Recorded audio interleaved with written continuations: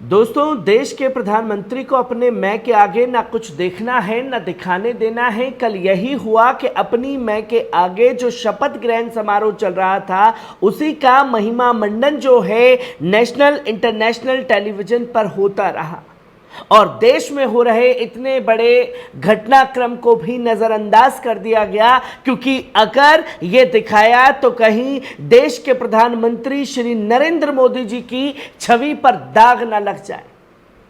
और सबसे बड़े कांड पर ऐसे पर्दा डाला गया जैसे कुछ हुआ ही नहीं हो। और जब तक महिमा मंडन का जाप खत्म नहीं हो गया, जब तक मोदी सरकार के शपथ ग्रहण समारोह का जश्न खत्म नहीं हो गया, तब तक इस पर ना तो किसी नेता ने कोई बयान दिया और ना ही किसी तरीके से कोई कदम उठाया। और सबसे बड़े अफसोस की बात कि इस घटनाक्रम में 10 लोगों की जान चली गई, पर इसमें किसी ने भी कोई बयानबाजी करना जरूरी नहीं समझा और तब तक नहीं किया गया जब तक शपथ समारोह खत्म नहीं हुआ।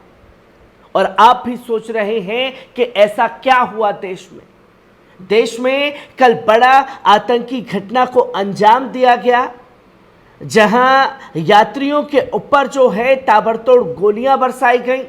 सेना की ड्रेस में आतंकी देश के अंदर घुसते हैं और इतने बड़े घटनाक्रम को अंजाम दे दिया जाता है और देश के प्रधान सेवक इस पर पूरी तरीके से चुप्पी इख्तियार करके बैठे रहते हैं जब तक कि शपथ समारोह खत्म नहीं हो गया। इसलिए मैंने कहा कि अपनी मैं के आगे ना कुछ देखना चाहते हैं ना दिखाने देना चाहते हैं। जो तस्वीर देश के सामने आई है और सबसे ज्यादा अफसोस की बात कि जश्न रुका नहीं, जश्न चलता रहा। जहां साफ तौर पर आप देख सकते हैं कि देश की राजधानी दिल्ली में प्रधानमंत्री तीसरी बार प्रधानमंत्री पद की शपथ ले रहे थे, वहीं दूसरी तरफ आतंकियों ने जम्मू कश्मीर के रियासी जिले के शिव मंदिर शिवा खोड़ी से दर्शन कर लौट रहे यात्रियों की बस पर घात लगाकर बड़ा हमला कर दिया।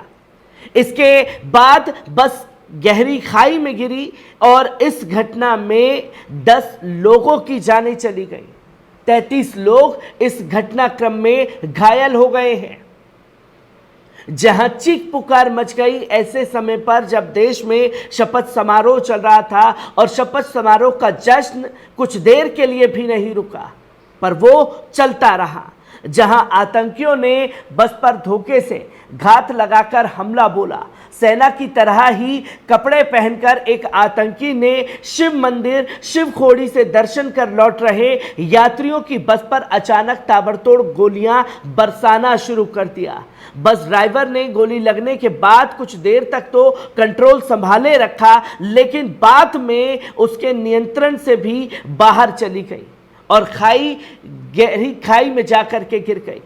इस घटना के बाद चारों तरफ हाहाकार मचा हुआ है, चीख पुकार मची हुई है। स्थानीय लोगों की मदद से पुलिस ने लोगों को निकालकर अस्पताल पहुंचाया है।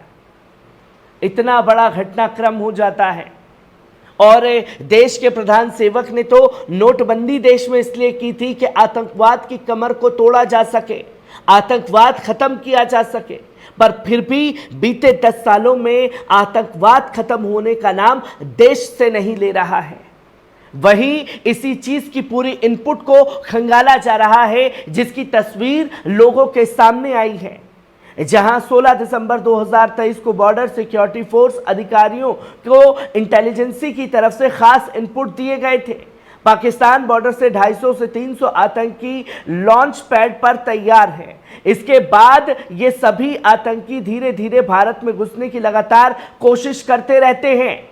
बीएसएफ के अधिकारी पूरी तरह से अलर्ट मूड पर हैं, लेकिन ये आतंकी अपनी हरकतों से बाज नहीं आते। वे आए दिन इस तरह की गतिविधियों को अंजाम देते रहते हैं। आज हुए हादसे में करीब 10 लोगों की जानें चली गई, 33 लोग जो हैं गंभीर रूप से घायल हुए हैं और आतंकियों की तलाश में पूरे इलाके में छावनी में बदल दिया गया है और सर्च ऑपरेशन जारी है। जिसकी जानकारी 16 दिसंबर 2023 को ही दे दी गई थी कि ऐसी कोई बड़ी घटना जो है वो अंजाम देश के अंदर दी जा सकती है। पर मोदी सरकार हाथ पर हाथ धरे बैठी रही। कोई ठोस कदम नहीं उठाया गया इन घटनाओं को रोकने के लिए, और आतंकी आते हैं, शिव यात्रियों की बस पर हमला करते हैं और वहां से अचानक चले जाते हैं। जो कि ये खास तौर पर कई पीड़ित लोगों ने बताया कि आतंकी जो हैं वो सेना की ड्रेस में थे और पूरे इलाके को छावनी में बदल दिया गया है। अभी तक कोई जानकारी जो है सामने नहीं आ पाई है। टाइमिंग के खेल को भी खंगालने की कोशिश की जा रही है। इस घटना को सीधे तौर पर प्रधानमंत्री मोदी को चुनौती के रूप में देखा जा रहा है, क्योंकि पीएम मोदी ने अपने तीसरे कार्यकाल के लिए शपथ ग्रहण कर ली है। शपथ ग्रहण में पड़ोसी देशों बांग्लादेश, श्रीलंका, मालदीव, भूटान, सेशेल्स, मॉरिशस के शासन अध्यक्ष जो हैं, राष्ट्र अध्यक्षों को आमंत्रित किया गया है। इस समारोह में तमाम देशों के राजदूत और उच्चायुक्त को भी शामिल किया गया है। इस तरह की आतंकी घटना को अंजाम देकर पाकिस्तानी समर्थित आतंकवादियों ने भारत की प्रतिष्ठा को चुनौती दे डाली है। शपथ समारोह के दौरान जिस घटना को अंजाम दिया गया, इस शपथ के लिए राजधानी दिल्ली सहित पूरे देश में सुरक्षा के कड़े इंतजाम किए गए थे।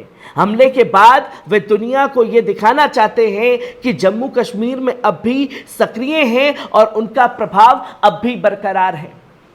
नोटबंदी हो, चाहे देश के बड़े बड़े फैसले हों, 370 हटाना हो, हर चीज के लिए यह कहा गया कि आतंकवादियों की कमर तोड़ी जा रही है। आतंकवाद जो है देश से खत्म हो चुका है, पर इतनी बड़ी घटना को अंजाम कैसे देश में दे दिया गया, यह सबसे बड़ा सवाल खड़ा हो रहा है।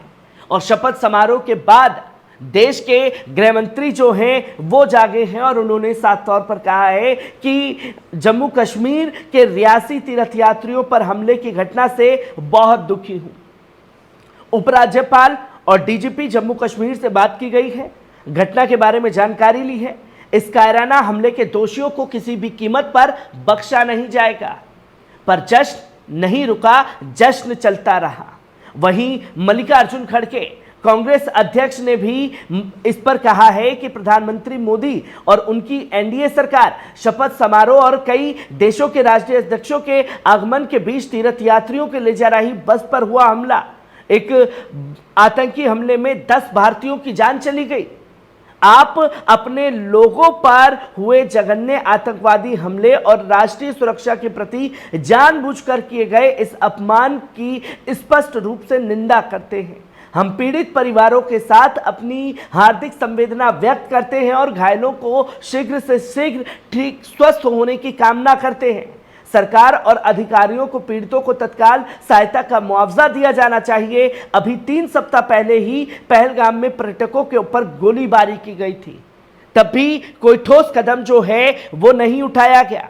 और इसी घटनाक्रम को लेकर के समाजवादी पार्टी के राष्ट्रीय अध्यक्ष अखिलेश यादव ने भी सवाल कर दिए हैं और तंज कसा है केंद्र की मोदी सरकार पर, जहां साफ तौर पर समाजवादी पार्टी ने इस घटना को लेकर के कहा कि एक तरफ जब भाजपा नेता शपथ ले रहे थे और सत्ता के जश्न में चूर थे, तभी उस वक्त कश्मीर में श्रद्धालुओं की बस पर ताबड़तोड़ हमला होता है। यात्री यूपी के थे, उस पर आतंकी हमला हुआ और 10 मासूमों की जान चली गई। क्या इस बार कोई सर्जिकल स्ट्राइक इस पर होगी? क्या इस आतंकी हमले का मुंहतोड़ जवाब दिया जाएगा? या चुनाव हो चुके हैं और सरकार बन चुकी है, इसलिए भाजपा सरकार का मामला दबाकर रफा दफा कर दिया जाएगा? यूपी सरकार सभी यूपी के मृतकों के शव सुरक्षित यूपी वापस लाए, उनके परिजनों को सौंपे और मृतकों के परिजनों के समुचित मुआवजा तत्काल मिले, और यदि कोई घायल हो तो उसका इलाज कर घर वापसी की जाए। ये सवाल जो हैं खड़े किए हैं अखिलेश यादव ने, जो कि जश्न में डूबी रही मोदी सरकार और देश में इतने बड़े कांड को अंजाम दे दिया जाता है, वो भी सेना की ड्रेस पहन करके।